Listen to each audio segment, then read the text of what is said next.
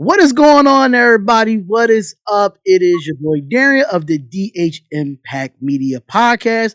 I am your host, Darren, and we have a special guest here. Talk about some NFL draft, NFL combine, NFL news, all that stuff here. We have defensive lineman from the Eastern Michigan University football team, Justin Jefferson. How are you doing today, sir? I'm doing great. Yeah, just happy to be here. Just got done with training, everything. So yeah, just chilling right now. That's good. That's good. So, just tell us a little bit about this season with Eastern Michigan. Knowing that y'all did have some close games this year, but just tell like how your season was overall as a player and how you feel like you could make better strides going into the draft and all that process going in because it's a lot like you got to talk to teams and interviews and stuff like that. But just tell us from the start like how you was able to get to Eastern Michigan University. How you was able to get there. So how I was able to get there? First I started out as a walk on. So came there, played D tackle in high school. So they moved me to linebacker. So my first 2 years there, I played linebacker, and I earned the scholarship. I probably say a year and a half in, basically. So, and then after playing linebacker a little bit, we had an injury to one of our DNs. So then they moved me to DN. And these past 2 years, I say I've been killing that DN. And I say last year it didn't go as quite as we expected. We went 5-6. Um, but other than that, I say overall it was a great year for me. Personally, was made team captain.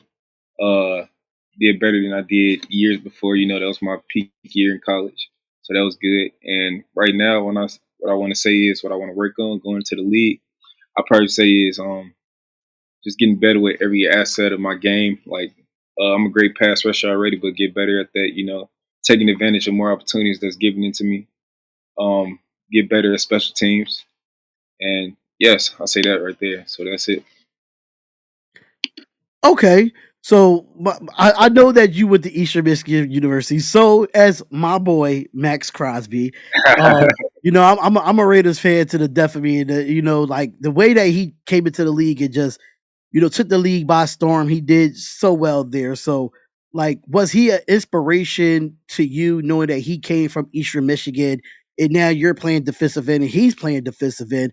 Like, was it inspiration, like, to get like, okay, this is the route that I want to go. Like this, like, would you ever thought like the Raiders would probably like draft you or something like that? Because I mean, because he went in the later rounds and a lot of people did fell asleep on him. So what would be your thoughts on like, his new contract and, just was he just an inspiration for you to get to the league? Oh, for sure. I say he played before I got there, but when I was getting recruited there, I did study him, so I knew about Max Crosby like when he was at Eastern, and so just to seeing all that's happening since I've been in college, like it's been crazy. It's just that it's there, right? And then we have other people like Jose Ramirez that I've seen that he's currently on the Bucks right now. That Mhm. played for Eastern, got drafted like the same fourth, fifth round.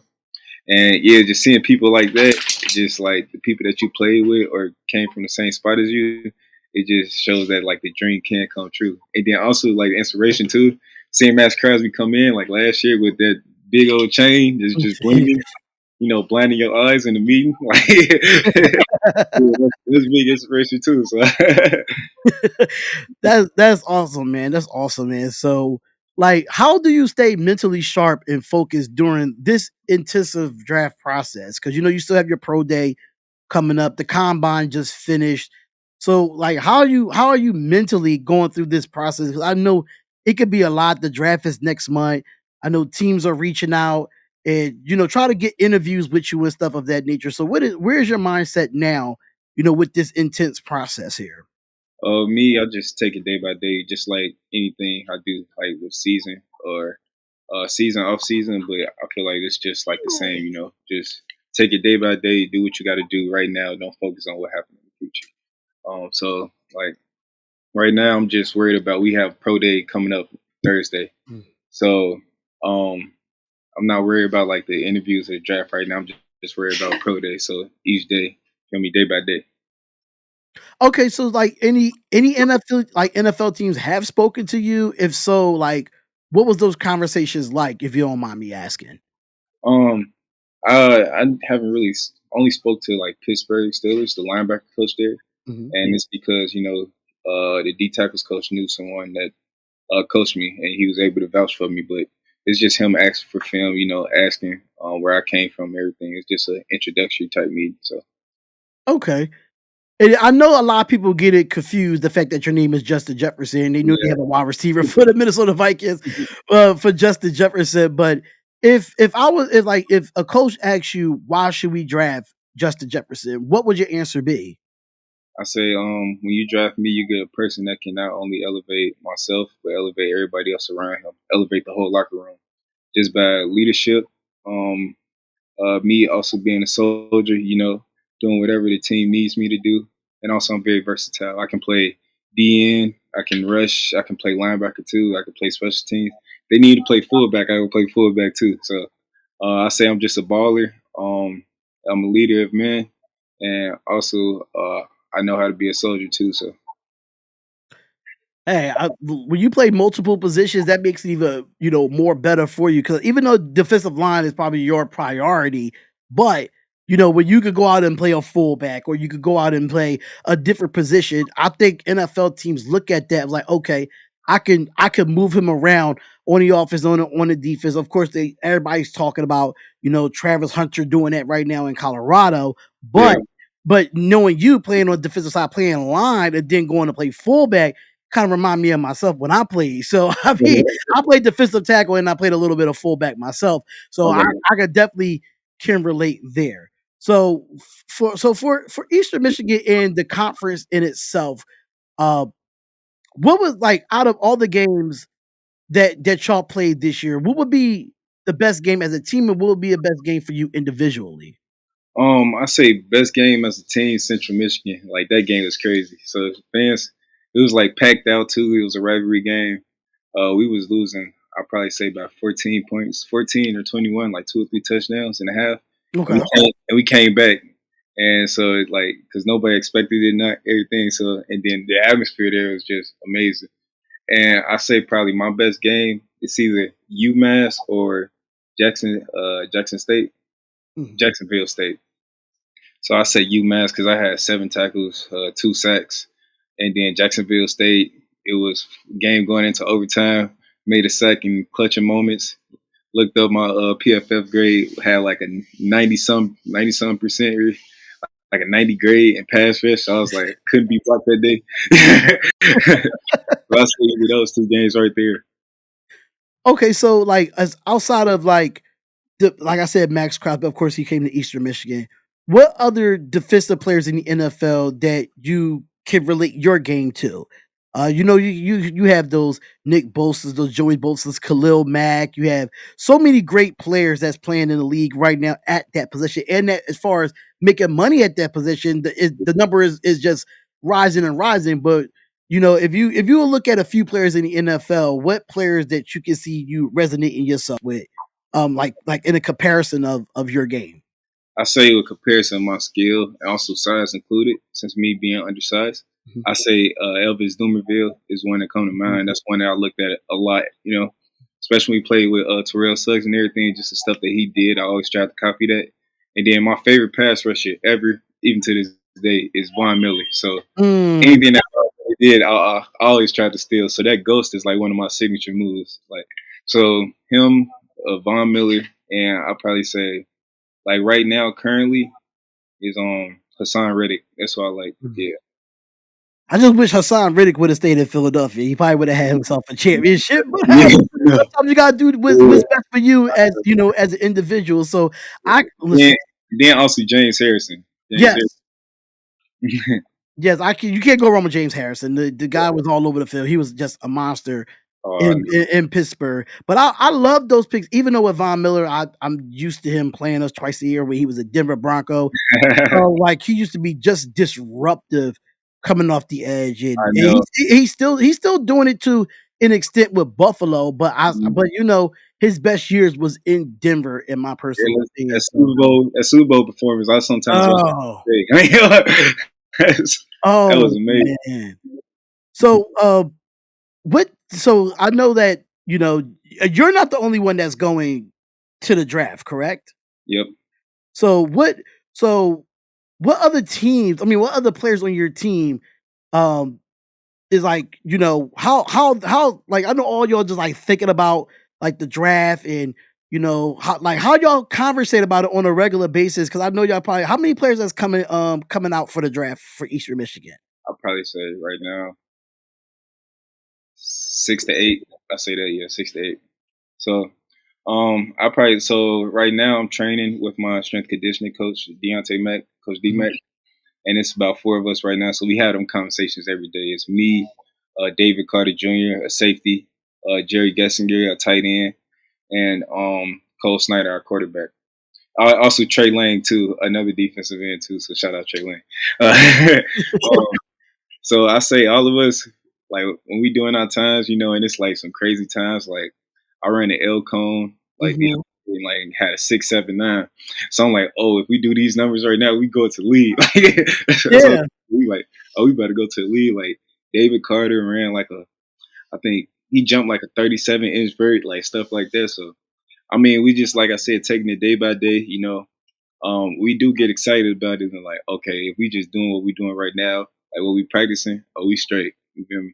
So, and then people that's not here, like training other places, like Peyton Price, crazy Mhm. D tackle. I'm in conversation with him. Like, he's getting his body right and everything. And he's just gonna do what he always do, and that's dominate. So, So speaking of, your coaches that you said that you are preparing to, get ready for the draft and everything of that nature, yeah. what would be the most valuable lesson that you learned from your coaches at Eastern Michigan? Um, I probably just say how to be a man for real.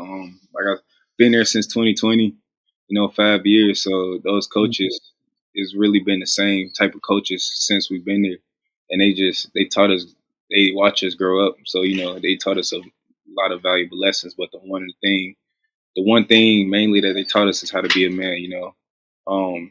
How to be tough. That's one thing that we always say. So it's like I feel like I embraced it a lot because that's the type of person that I am, and that's how I play. I play with a lot of heart, and they teach you like people in our program, they have a bunch of heart. We have this saying, it's called, and I think about to this day, it's called "Give me the wrench." Mm. How Actually, many? I seen that on a picture where y'all actually like hold the wrench, Yeah, right? that's all we heard. We say, "Give me Okay. the wrench." Any problem that we have, just give me the wrench.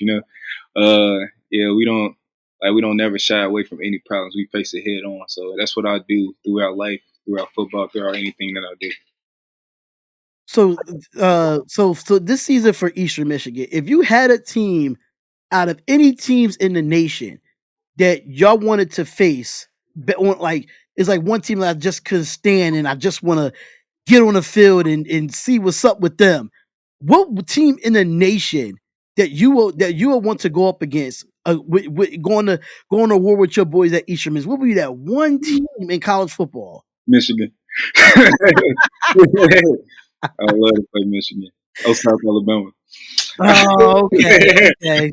I get it. I get it now. I mean, I'm not a big Michigan fan either. Actually, not a big Ohio State fan either. So it's just like I would have loved to see my team, the University of Tennessee, go up against y'all. I think that would be a very good because high chain offenses, good defenses. I think that would be great. Just being Tennessee biased. I'm sorry, I'm just Tennessee biased. I Yeah, love that orange and white. I feel you. I lived there a few years ago, but I always wanted to go there.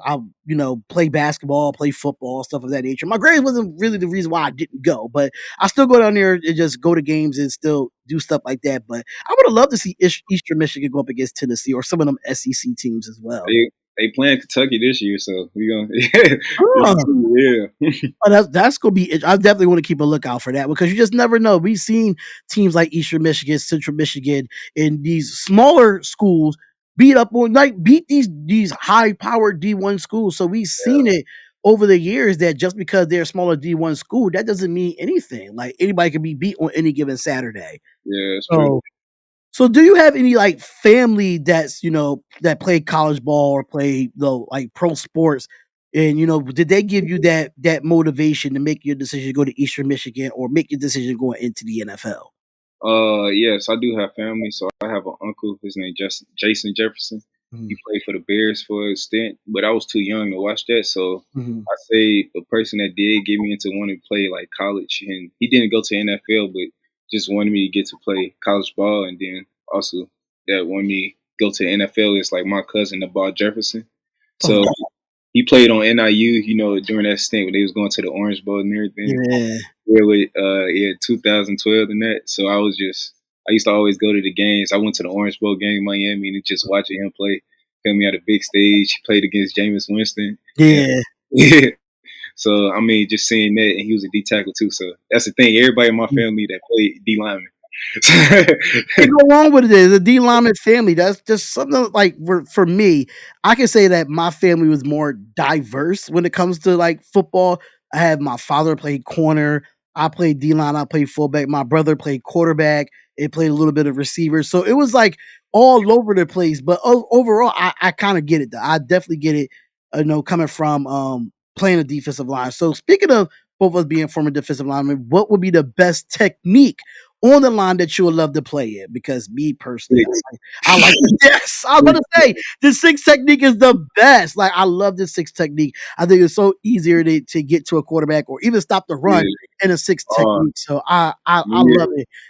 I never lost a six tech rep to like any tight end, anything. I can say anybody. I can kill anybody in six tech. That's why I do my best work at. Six Tech is trust me. I see some of the best. In, when I played, you know, even as because I didn't go professionally, but I did semi pro, and I seen some in like I live in Philadelphia now, and I saw some of the best players that didn't make it to like college or make it to like the pros and played semi pro football, and they say the same thing. The six technique is just the best technique you can. It's like a freestyle. It's like Yeah. a freestyle. You could rip under, you could go over, you could bully, you could do so many ways, so many things in the six technique. So Yeah. I 100% agree with that because it's been sometimes I had to play on the outside, but I'm more of an inside person, so I'll play over the center most of the time. I So I'll feel like most likely double teams most of the time. So um, but how would you describe your playing style and what sets you apart from other defensive linemen that's coming in, because it's a lot of draft a lot of defensive linemen that went to the combine and stuff of that nature. What sets you apart from those guys and what makes you think that you probably the number one guy, probably not the number one guy, but how you feel like you set yourself apart from the rest of them? I probably say three things. My natural leverage. Me being 5'11". I learned how to turn that weakness into a strength. That's why I said if it's a head up block, six tech, any of that, or just beating somebody on the edge, or just holding the gap. Like no one can get lower than me, so I can dominate. I have the confidence to say I can dominate anybody in the run, Mhm. just because of my natural leverage. That my get off, I have one of the craziest get offs in the world, and I say that confident. um, yeah, like I said, I can beat any tackle strictly off my get off, and then I say my skills and pass rush and my pass rush moves. Mhm. I have moves set up for any type of O lineman that I go against. People that like to shoot with low hands, high hands, Mhm. and then also, like I said, me being my natural leverage, it's hard for them to block me because they never seen anything like me, or I'm a rare, and also I'm strong. I'm really strong too, so I can pop you, and then I can shock you with that, then hit you with a ghost. Like, and so I say those three things: my natural leverage, my pass rush ability, and then I forgot the second thing I said, but No, yeah. no, no, no, you're good. You explained it just how you wanted to explain it. Now, if some NFL teams does decide to say, okay, we go put you at DN, but play a little bit of outside linebacker and be in coverage. Do you think that's one of your strengths, or that would be one of your weaknesses going in if they decide like, okay, we could play you like sometimes you could play DN, sometimes we could put you at outside and make you a hybrid linebacker. What adjustments you would make between playing defensive end and playing that outside linebacker? What would be your strengths and weaknesses? I play outside linebacker. Like I said, my first 2 years. And then a little bit of this season and last season too. I got moved to outside linebacker a little bit. They had me playing, inside, outside, and DN. So I'll probably say, well, I would say my one weakness is coverage. Man coverage.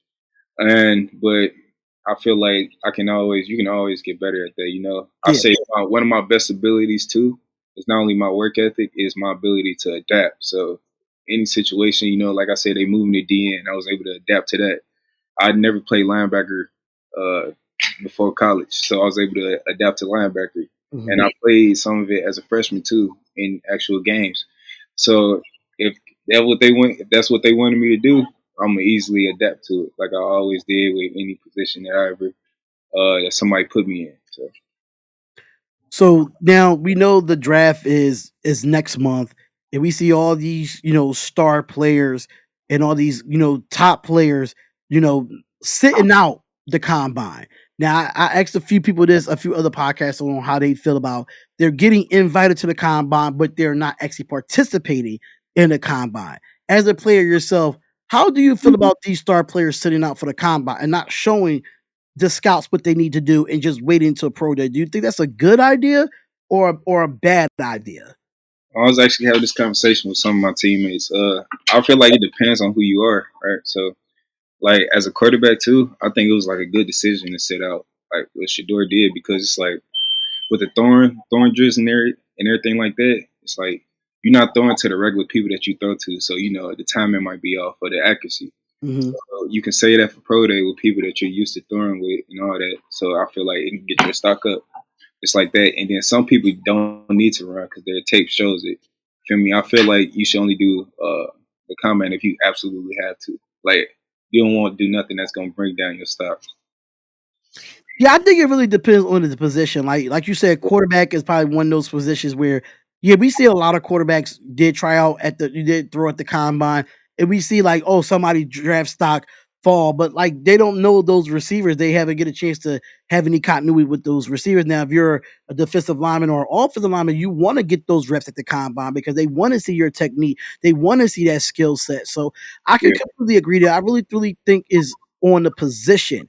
And I think some players that's in those positions, like I feel like Genty for me, from Boise State, I think he should have uh showed something at the combine. Not everything, but showed something. Cause I don't know if you watched the game against Penn State in the bowl game when they I'm not gonna lie, most of those yards that he had in that game was already BS yardage because the game was over already. So and they already shut him down when it needed. So I could kind of understand why he didn't do it, but at the same time, show something and not everything. Cause I'm not gonna lie, my Raiders are looking at Genty at 6. I'm gonna just be honest with you there. So um, knowing that we just got traded for Geno Smith yeah, yesterday. So nobody knew that was a shocker. So speaking of that, what would be your thoughts on that reaction of Geno Smith coming to Las Vegas? Oh man, that was actually I didn't expect it. Like, wow. First, I read something that it said they traded for. First, they tried to trade for Max Crosby or something. I thought that was. Yeah. They I was was. trying to Oh, put they was trying to put Geno Smith and DK Metcalf oh, in no. there for Max Crosby, and the Raiders budged down, and they didn't try to see all they try to put no draft capital on it or nothing. So it's just no, we just turned that down instantly, and then that's when Max got paid the $106 million. Yeah. Oh. But yeah, so out of any other players that's coming out the draft, like who did you watch in college football this year that actually sparked your eye outside of your team in your conference? Like what quarterback, what running backs, in any position that actually are like, oh, this guy is going to be it. Like this guy is going to be good. Let me see. I'm trying to think. Uh, well, dang, that's I'm not gonna lie, that's hard because the people I just thought of they in the draft. No, it's fine. It's fine. I mean, you got like you see James Pierce from Tennessee. He's been playing really well down there. Cam Ward, of course, Cam Ward. Yeah, He's not that bad of a. I mean, for me, I don't think the Raiders should get him. I don't think the Raiders going to draft a quarterback, but I don't. I think he's definitely going to go in that top one or top two. Shador, of yeah. course, Shador is definitely good to watch. We've seen him over at Jackson State and then come over. I'll probably say I forgot his name, but the freshman from South Carolina at the end, he was going stupid. The freshman, true freshman. I think I know who you're talking about, but I don't really don't know his name either. I really didn't watch any of South Carolina like football much like that. But I think I know who you're talking about there because I see some highlights from ESPN of him. He was definitely going stupid in the SEC. Yeah, Not gonna lie. especially just to be like 17 or 18 or however old he is. Yeah. Oh my God. Absolutely. Absolutely. So like your on-field performance and everything of that nature. So if you could break down like your pregame routine and like how do you mentally prepare for game day? And would you translate that same routine over to when you decided to get when NFL team decides to call your name? Well, I probably will. Depends. I'm gonna see. I'm gonna watch like veterans and people who've been in there and see what they do and try to copy that. But right now, I say for college, what I did was so I woke up early, like 5:30, and then I will put on some Derrick Rose highlights so I can feel bouncy, Mm. explosive. Watch Derrick Rose highlights, and then watch a little bit of pass rush highlights, and then I'll stretch for a little bit, and then after that we go down for team breakfast. So after team breakfast, come back up, take a like I pray real quick, pray, meditate, and then we get to the facility, go there, relax, and then I'll probably take a little nap, like a 15-minute nap. Get up, go to the cold tub and hot tub before the game, put my pads on, do some get off drills, just do some focus drills, hand eye coordination with my coach. And then we go out for a team warm up, come back in, read the Bible a little bit, and then go in and play. Yeah. And then, listen to my music too. So, yeah. So is that what you enjoy, outside of football, listening to music? Like, do you have like any other hobbies or interests that people might not know about? Yeah, so what I like to do outside of football, I like to watch wrestling a lot. I'm a big WWE fan. Ah, I'm a yes, big that is WWE awesome. fan. So you watch the WWE, right? Yeah, I watch it faithfully. Okay, so you get prepared for WrestleMania. So I have to ask No, you, how you feel about the Cena turn I heel? love it. I've been waiting for it. I felt like it was about to come too because it was just when they said they changed the thing like to the main event, like Mhm. when Rock was speaking, I knew it was about to come. So I was like, well, yeah, I love it. Right now, I'm trying to convince my friend to go to SummerSlam with me to see his last match. Ooh, that would be dope. The fact that SummerSlam, I mean not SummerSlam, WrestleMania is in Las Vegas. That's probably I'm trying to get out there, but I'm not. If I can watch it from home, that's fine too. But I Yeah, thought that was one of the most shocking heel turns. I know Um, it's the best heel turn ever, in my opinion. It was, I see the thing about it is people thought it was going to be Cody that was going to turn heel. I said no, no, no, no, no. John Cena has been around since 2003 and never been a heel. So you have yeah, to put that into consideration.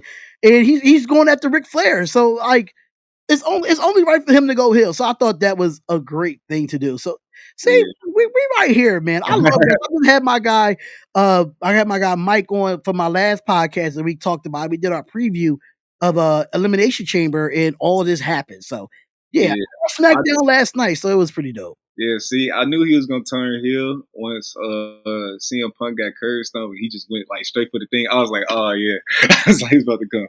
Oh yeah, it's definitely about to happen. So wrestling, see, for the people that's gonna be watching this, now y'all know that college football players just don't do football 24/7. Okay, they Nah, watch other stuff too. So speaking of wrestling, who's your goat?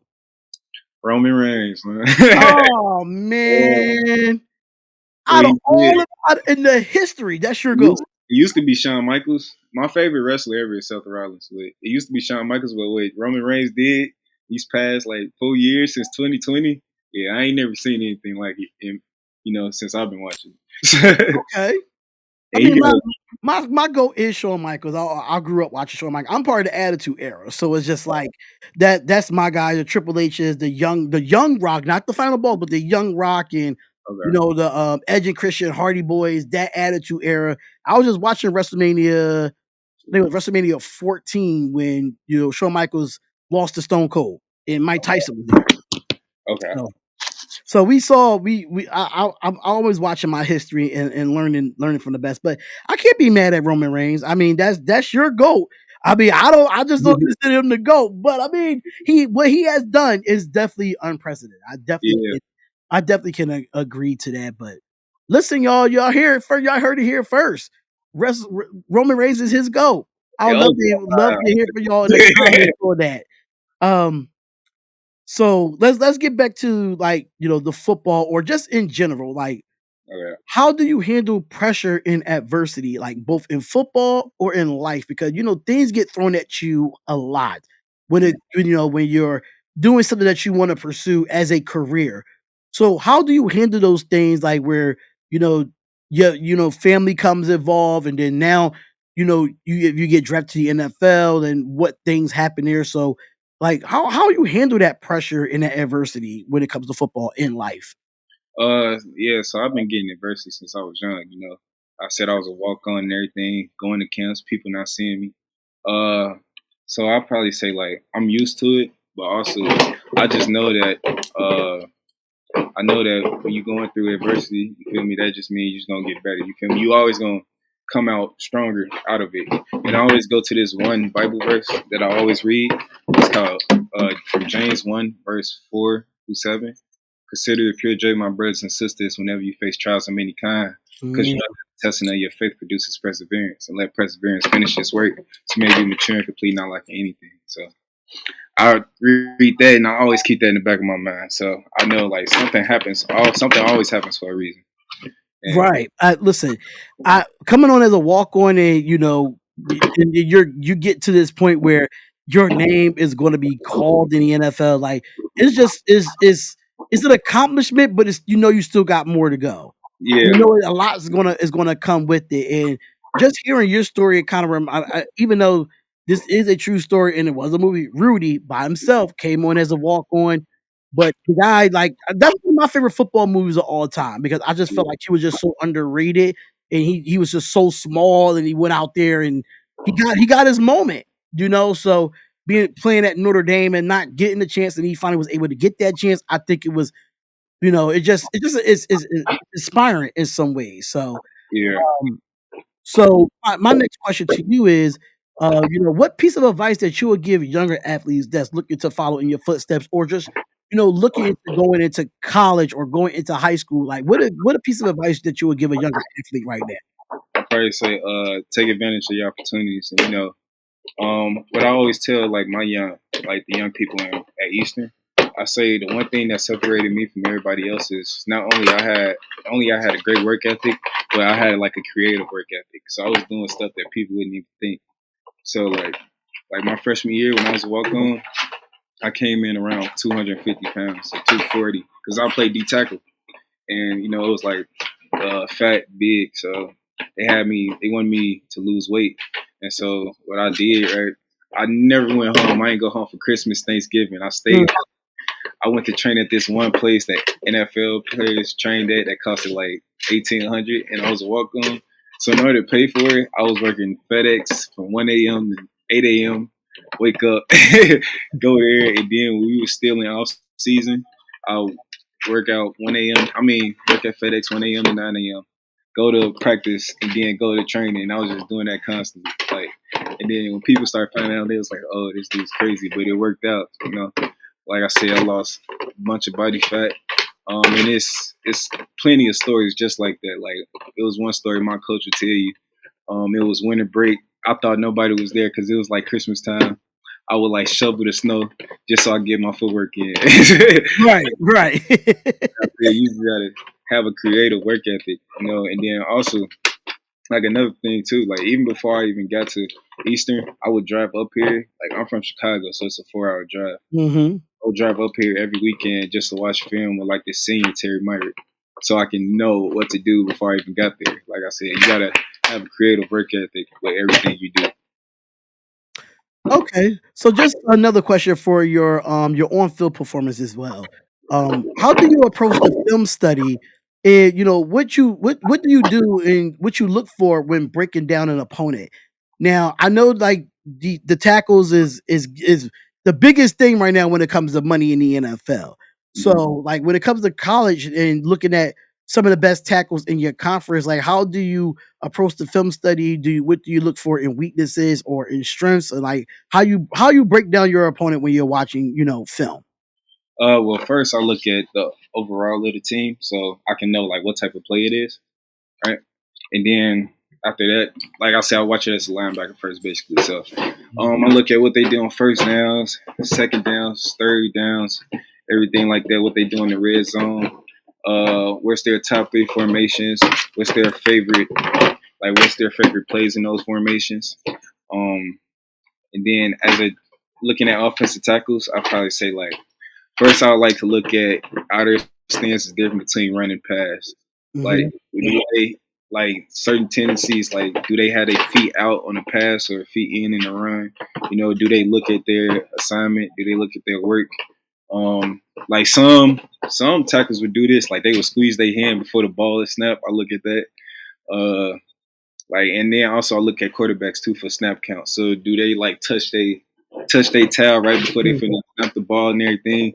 Like it was one I remember my freshman sophomore year in Wisconsin. It was this since they did under, like they would be doing all this like fake cadence, but right when they look straight, snap the ball. So it's just stuff like that. I try to look for little tendencies, like little things that people do to like get an edge.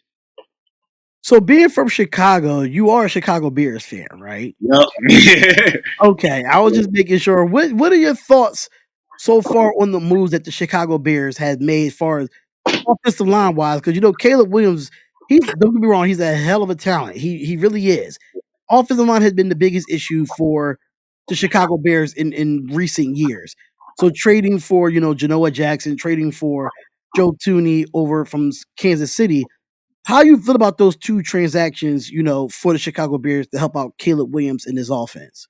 I love it actually. We finally got some protection now for Caleb.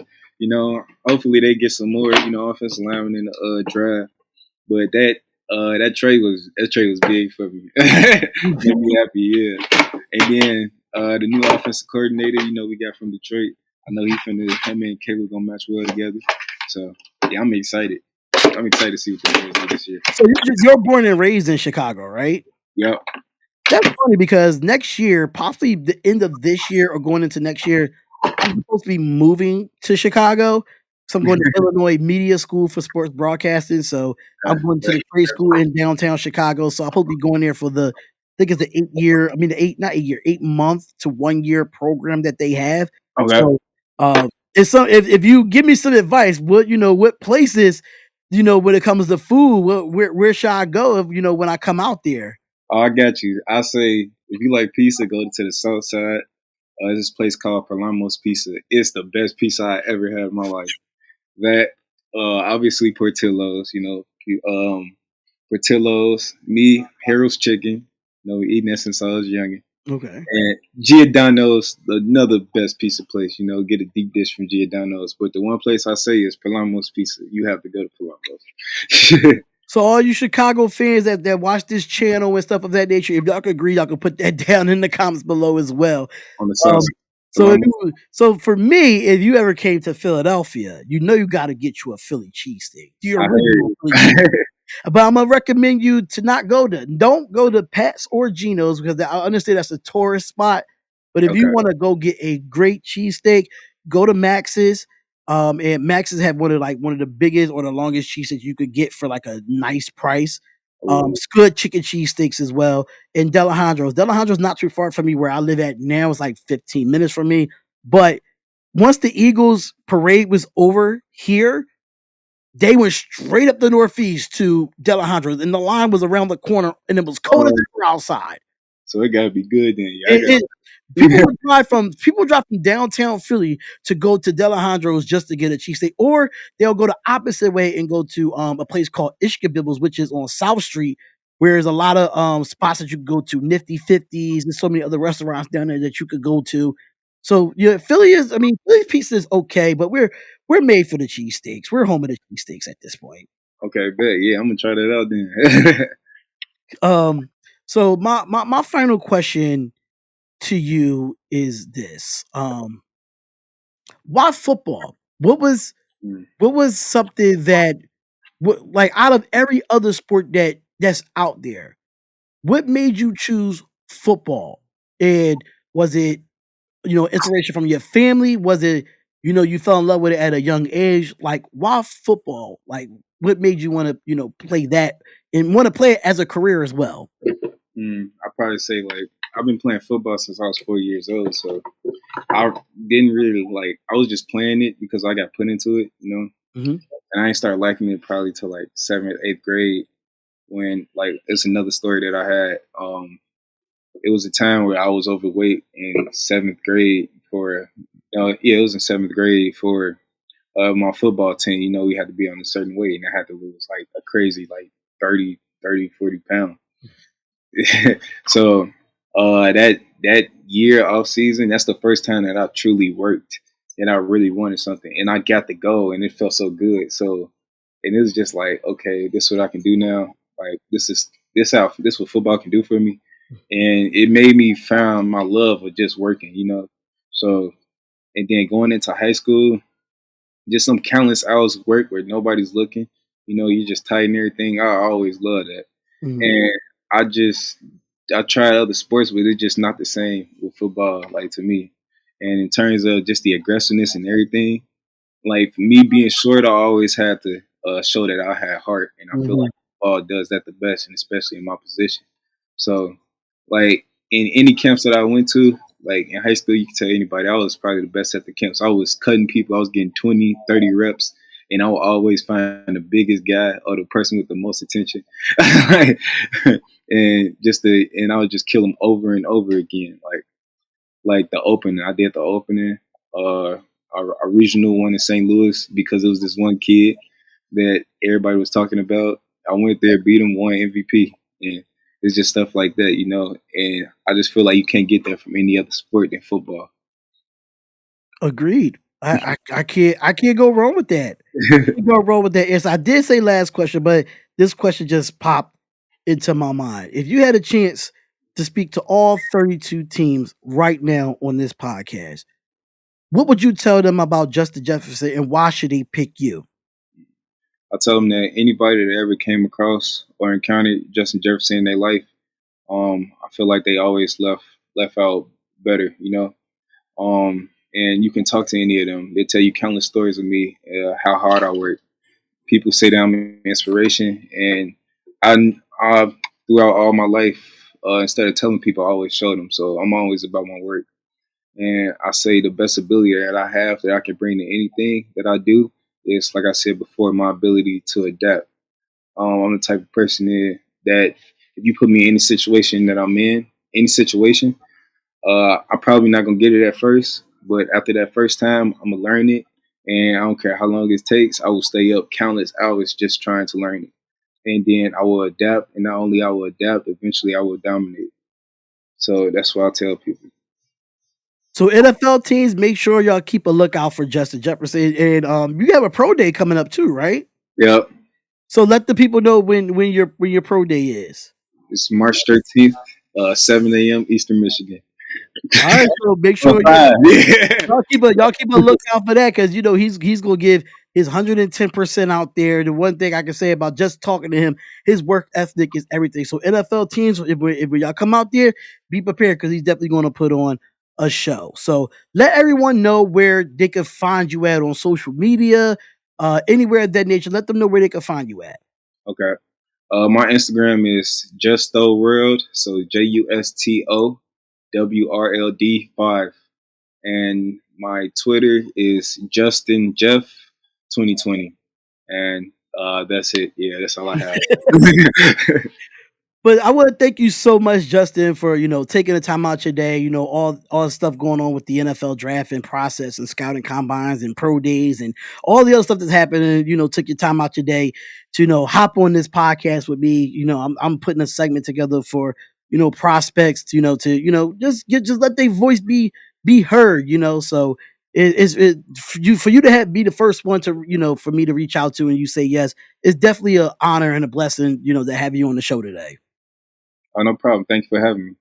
So make sure y'all follow me on social media as well as DH Impact Media, which is on Instagram and on Twitter as well. Facebook, I have to change the name on here. Still say Sports Talk with Darian, but I'm revamping that whole page. But thank y'all so much for tuning in to another episode of DH Media Impact Media Podcast. My name is Darian. This is Justin Jefferson. If y'all didn't know who he was, now you know who he was. So definitely keep a lookout. Do your research, and it's film out there. You definitely go to YouTube and definitely watch the film. It's film out there, so you could definitely go watch him. He's definitely a good plug, good player.